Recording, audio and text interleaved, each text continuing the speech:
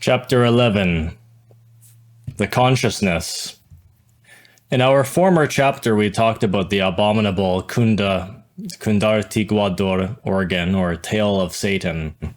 We clearly stated that it is an electronic, sexual, luciferic fire that descends from the coccygeal bone, situated at the base of our dorsal spine.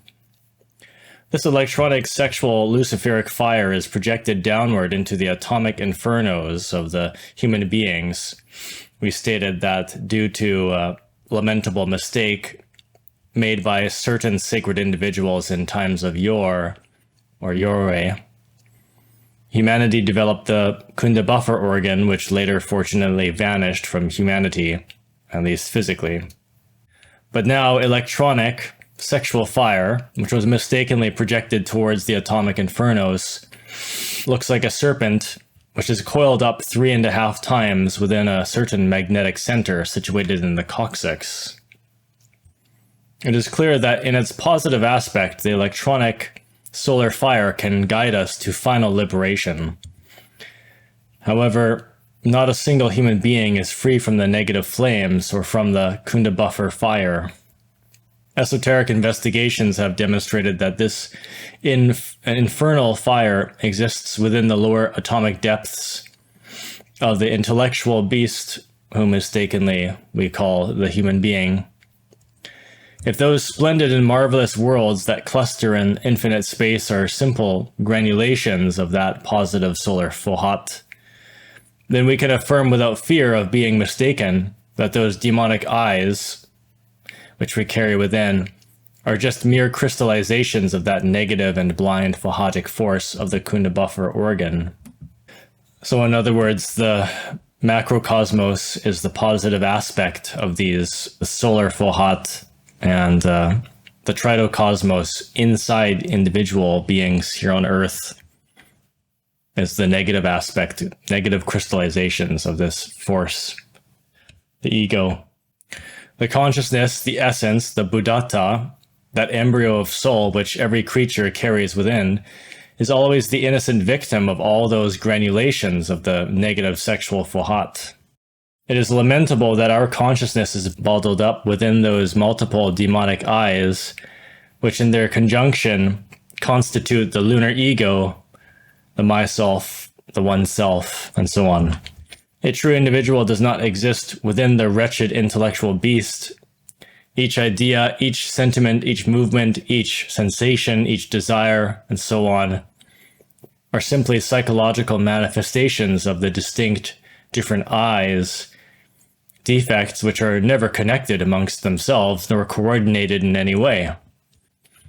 Any given eye will mechanically follow another eye, and some of them may even have the luxury of appearing to work together, but not in any systematic order.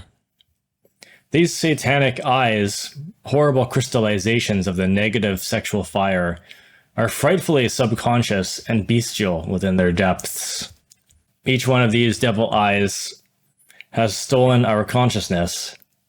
Our consciousness is trapped in them.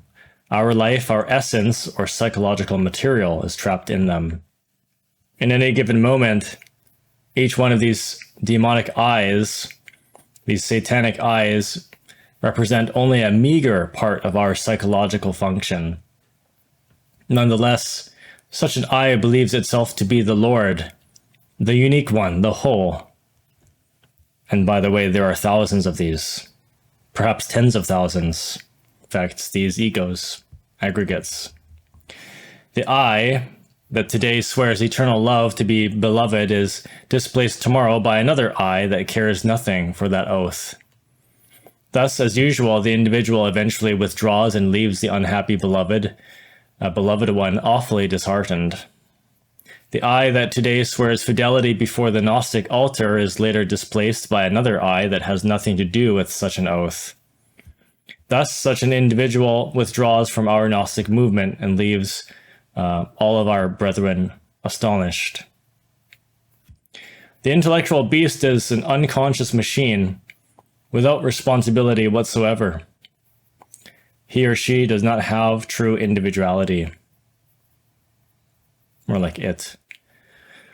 within each eye of the legion of satanic eyes, the consciousness sleeps profoundly.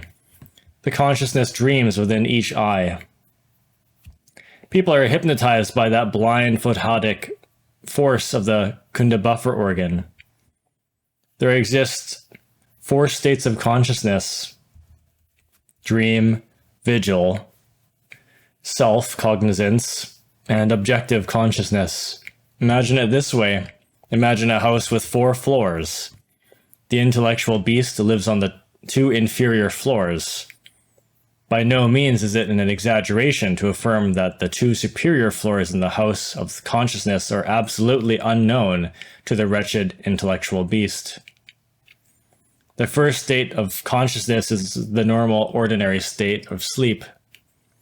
The pluralized I, enveloped by its lunar protoplasmic bodies, abandons the psychological, or rather physical body and ambulates within the molecular world. The second state, mistakenly classified as the visual consciousness state, is in its depth a simple continuation of our dreams.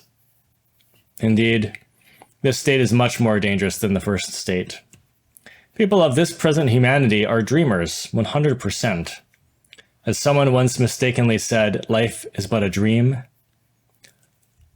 The intellectual beast labors and drives cars while in a state of slumber, in fact. He or she is born in a dream state and dies while in a dream state. What does Samael mean by this? We will see. The 4 Gospels of Jesus Christ insist upon the necessity of awakening.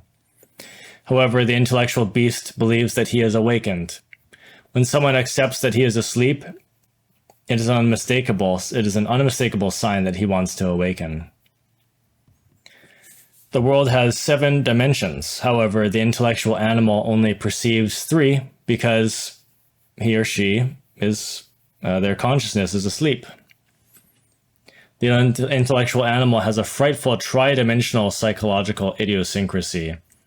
This is why his deficient spatial sense only perceives length, width, and height. The development of spatial sense is only possible once consciousness is awakened. The clear perception of the superior dimensions of space is only possible with the awakening of consciousness. A line is the print that a dot leaves while moving through space. A plane is the print that a line leaves while moving through space. A solid is the print that a plane leaves while moving through space. A hypersolid is the print that a solid leaves while moving through space. It is the 4th dimension at any given body. Hypersolids, hypervolume, and hyperspace are only perceptible with the awakening of the consciousness. We've been told that the 4th dimension is time, in its exclusively temporal aspect. We have been informed that the 5th dimension is eternity. Without a doubt, the 6th dimension is beyond time and eternity. The absolute zero exists in dimensional space, or rather, dimensional subject matters. The 0 dimension is pure spirit. This is the 7th dimension. The intellectual beast is bottled up in the Euclidean geometry because he has never awakened his consciousness. The consciousness that slumbers is content with Euclid's tridimensional geometry. One-dimensional creatures only possess sensations of pleasure and pain, likes and dislikes, for example, the snail. Bidimensional creatures such as dogs, cats, and horses, and so on, possess sensations and representations. But the tridimensional biped, mistakenly called human being, possesses sensations, representations, and concepts. The spatial sense can never be developed without. The spatial sense includes, in an absolute manner, the 5 senses and many other senses that psychologists absolutely ignore. This present humanity has their consciousness asleep, and they are entering into the underworld in this state, yet they are totally convinced that they are doing very well. So being focused and working hard and being a workaholic or being in the zone, that is still psychological sleep. What we need is self-awareness. We have to be fully aware that we, as the observer, are engaging in our daily activities. It's that self-awareness that we really have to develop, along with the concentration that we more or less have, being so focused in our computers and our teaching and our schooling.